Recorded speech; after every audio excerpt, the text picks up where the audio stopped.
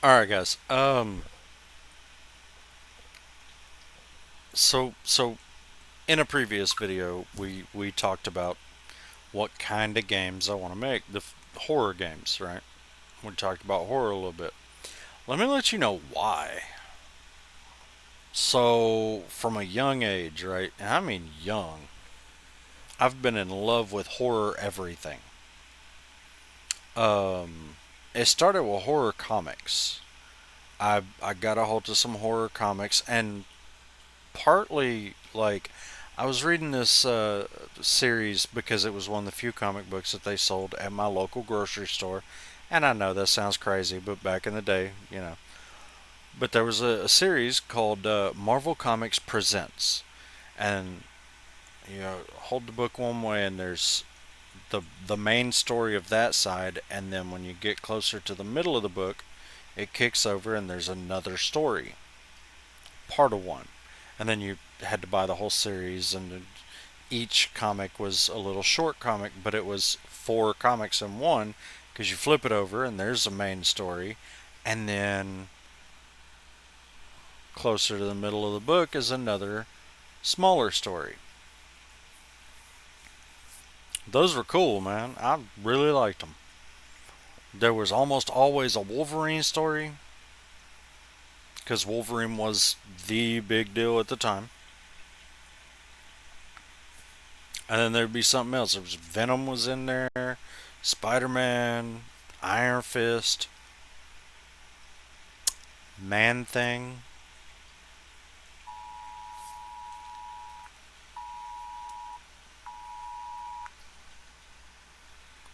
Sorry about that.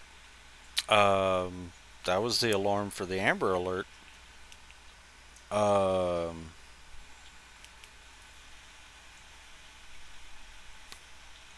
we're not going to talk about that. Oh yeah, Man Thing was in those. Some werewolf, some Wendigo stuff, all kind of stuff, right? Now Marvel's Wendigo is not a Wendigo, not at all. Kind of got to his situation the same way though. Um, now there was always at least one horror story in.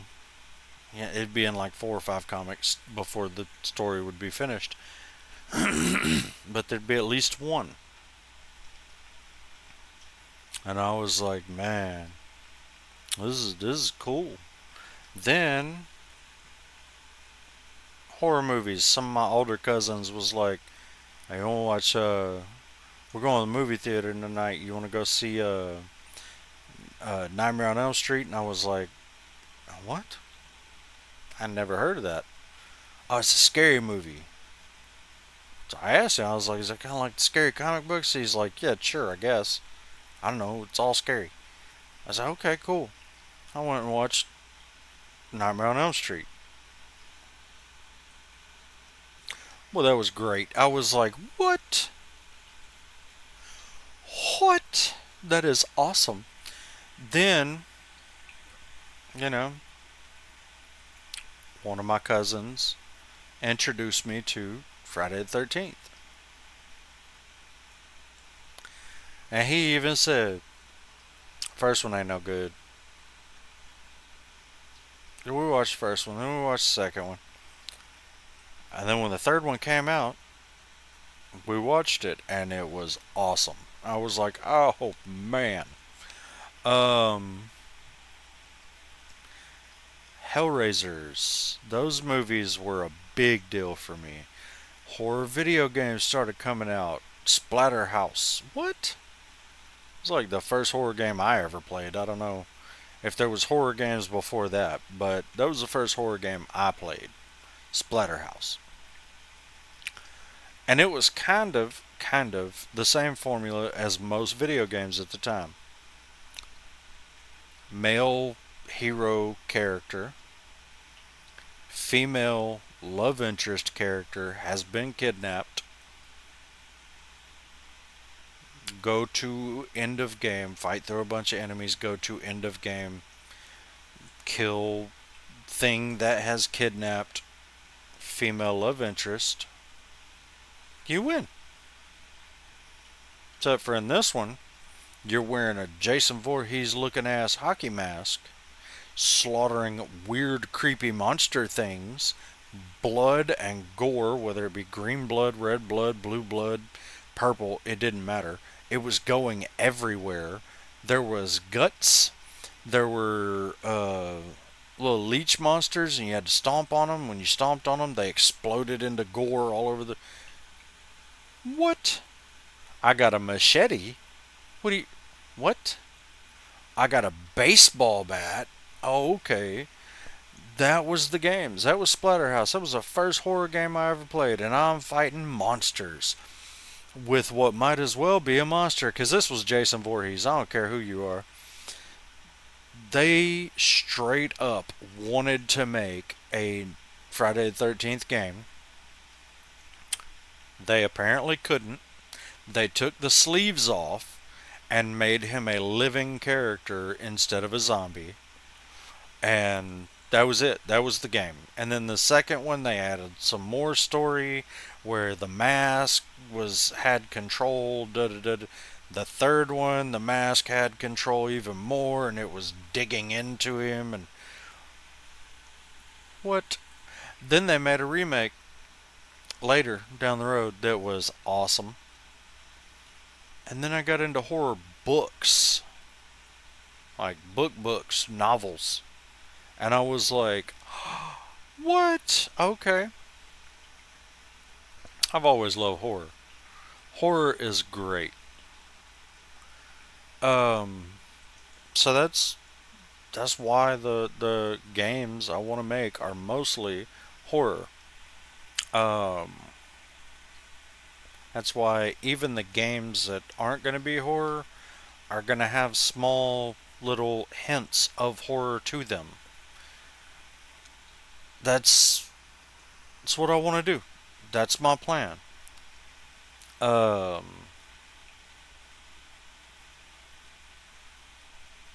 my son was raised on horror films. He's 22 years old now. He's well rounded. He's mostly normal. He has some depression issues. It, okay, so does 99% of the world, and I'm pretty sure it's tied to diet. But,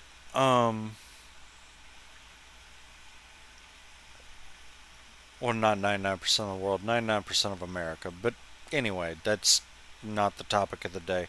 My son loves horror, just like me. My wife wasn't really into horror till me and her got together, and I was like, man, I wish you liked horror movies because I'd love to introduce you. She's like, you know what? If you want to watch it, let's watch it. And I'm like, bet. We watched the whole Hellraiser series, even the new one. A lot of people hated the new one because the head Cenobite, I'm not going to call that character by the name that has been given to it all over Hollywood, and this that was not ever supposed to be the name of that character. As a matter of fact, it didn't have a name. It was Lead Cenobite and Priest of Hell. That's it.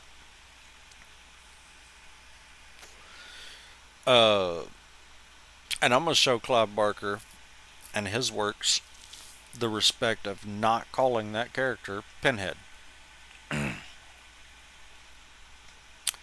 Um, the head Cenobite, though, a lot of people got mad because it's female now. Read the book. Honestly, read the book. It has a soft, feminine voice, and feminine traits and masculine traits. It's very androgynous. You can't tell what it is because it's not like all the other Cenobites.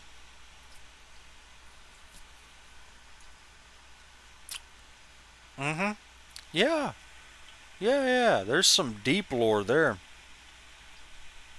Yeah. it got wild. I love the Hellraiser movies. The new one, I've got my problems with it, but that's just me. Like, why did y'all change the limit configuration when it was already perfect? Why was a lot of the just extreme body horror taken out of Hellraiser? I don't. Maybe that's just me. I don't know. But that's why the one thing I want the most of me making video games is to make stuff that is so terrifying that if you're not a fan of horror, you ain't gonna want to play those games. The mild horror games, the games that aren't horror but have horror aspects, yeah, sure, get on it. The horror, if it is listed on Steam as a survival horror game, I'm not talking about a jump scare factory. That's not what I'm making. There's probably going to be some jump scares in most of my horror games, one or two that lead up to some intense combat and you having to work very hard to hold on to your ammo. That's the kind of stuff I want to make. And since we talked about Hellraiser, um, Clive Barker has always been the master of horror as far as I'm concerned. I don't care who wants to disagree. Matter of fact, jump in the comments and disagree with me. Tell me who the master of horror is to you. One, if you say Rob Zombie, I'm not discounting Rob Zombie. Rob Zombie's awesome. Man's did things in the music industry that were insane. He made horror films that were crazy. I, and most of you, have not seen the original version of House of a Thousand Corpses because it was banned even in America, if that tells you anything. But Clive Barker, holy crap. Right? So, I've gotten in A Friend in the Darkness. There's a little bit of inspiration of Clive Barker in there. Not a whole lot. I'm not trying to steal his style. I'm not trying to take anything that's his and try to make it my own and act like. But for one, yes, he's an inspiration for my style of horror. And for two, I'm giving him credit right now, and I will give him credit in the credits. It's literally going to say some of the style is inspired by the works of the great Clive Barker. I mean, there you go. There's the truth of it. Because, like I said, as far as I'm concerned, he's always been the master of horror.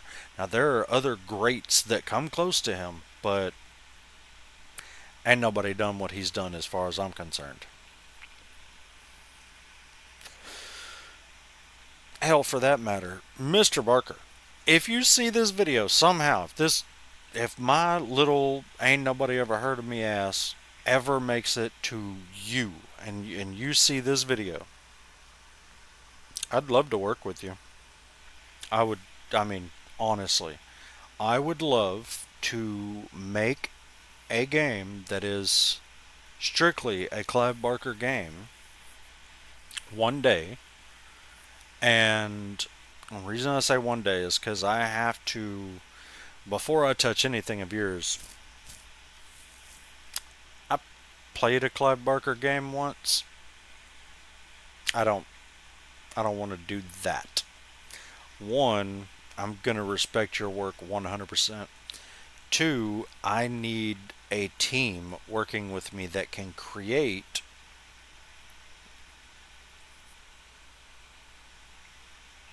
something that deserves your name being on it. And No lie, straight up, I already have one in mind. I've always wanted to see a visual representation other than action figures of the Tortured Souls series. Both action figure series, put it all together, meld it together. Um, Maybe a failed experiment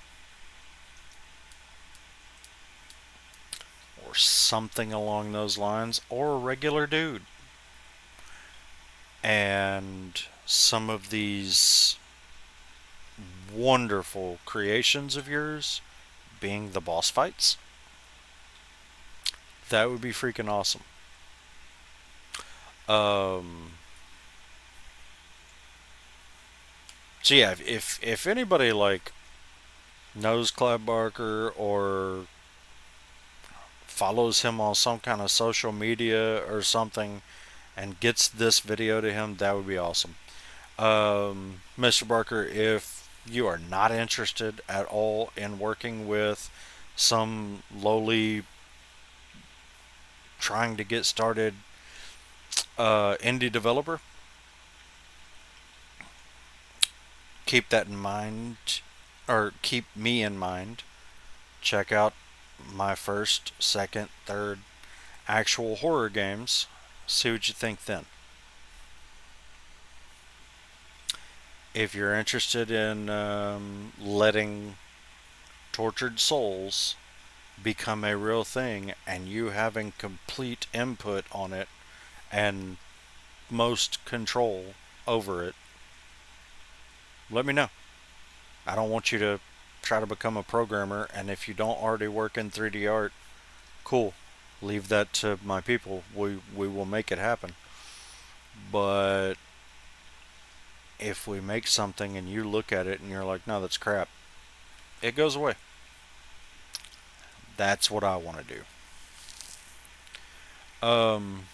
But to everybody else watching this, thank you so much for being here. Yes, I know I'm basically begging Clive Barker to work with me in the future. Um, I don't care. The man is the master of horror. And again, if you disagree, jump in the comments and tell me who you think it is.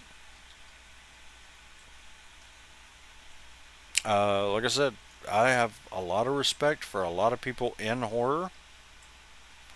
Um, Rob Zombie, awesome, amazing dude. There for the longest time, he was being called the master of horror, which is why I brought him up specifically. Wes Craven, he did some cool stuff. Um, but to me, it'll always be Clive Barker. I'd love to hear your opinions on it. Thanks for being here. Thanks for listening. Uh, I don't know. Have a wonderful day. See you guys in the next one.